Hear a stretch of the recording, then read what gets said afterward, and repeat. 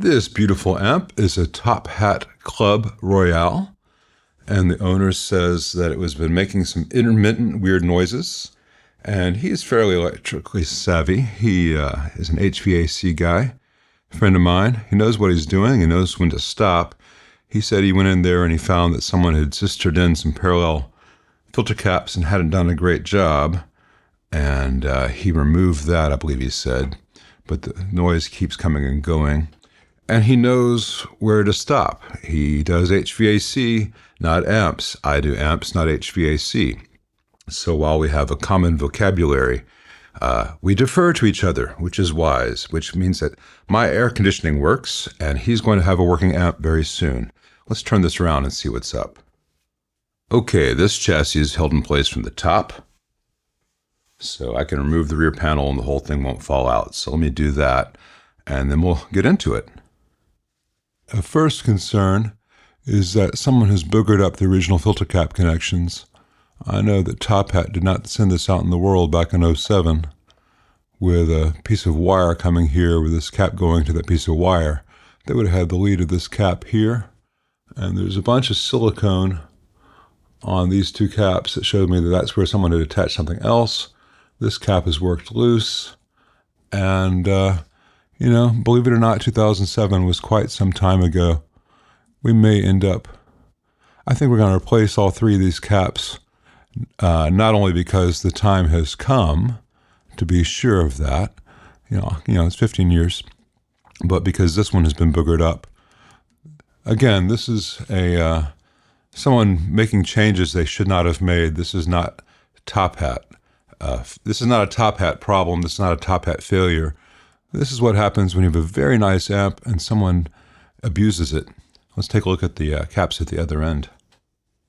Okay, down here, fairly standard stuff. These would be 8s or 10s. They're probably still just fine, but if I change out these electrolytic caps, I'm going to change all the electrolytic caps. At least that's my preference. I'll talk to the owner and make sure that's a budgetarily acceptable thing to do. Before I do anything else now, I'm going to power this on and see what it sounds like and if I can make the sound come and go by jiggling on things.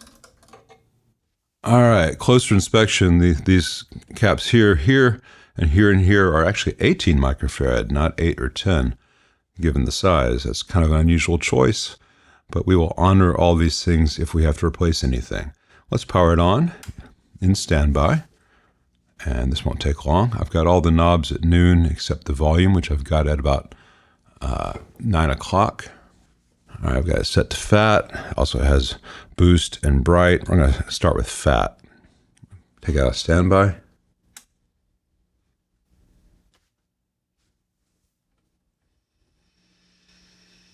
Boost.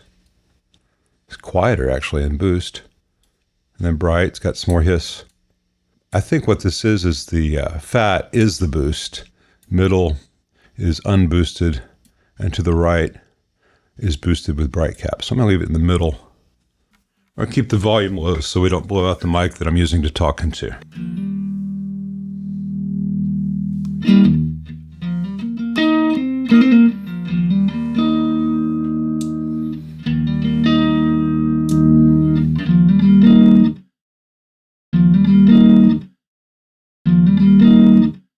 Yeah, that's how that switch works. All right, so I've got the gain turned up to about 2 o'clock. I can hear the background level. I'm turn the master up about 2 o'clock, and I'm going to start tapping away at things. Let's start with the tubes.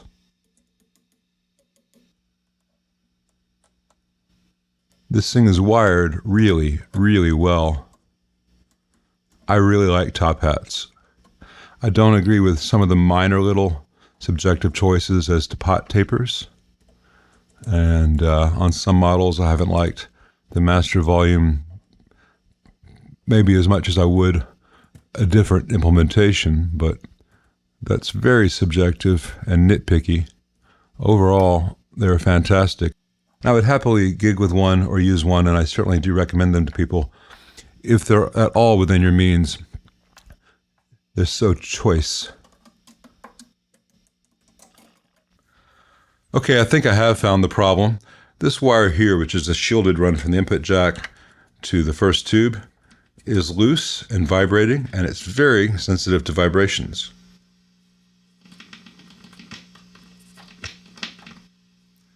So as the amp is played and that speaker is vibrating, it's going to make everything inside the amp vibrate a little bit, and that's going to be vibrating along with it. So I don't know whether I need to replace that or just tamp it down to this felt. I will look into that. The owner would like a total recap as far as the electrolytics because this was so boogered up. He just wants it to all to be perfect. I will find the exact caps that were used in 2007. And he spoke to Brian at TopHat about this amp, and Brian saw some pictures, and Brian did not like this cap here, which is a Mallory 150M. He would have had a WMF there apparently originally. That's not a big deal. I've got those. Caps aren't an issue. There's nothing wrong with the Mallory 150M, but this one was changed out by whoever did this work over here, and the solder joints are really fugly here. I'm not sure if you can see it, but the old lead from the old cap is still present in the joint. That's not good.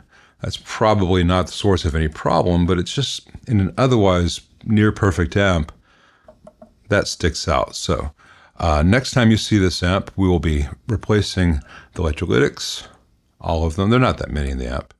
And we will be replacing this film cap and addressing these solder joints much better. When we do that video, you'll see a close-up view of how fugly the modified solder joints are and what it takes to make it look like Brian did it himself.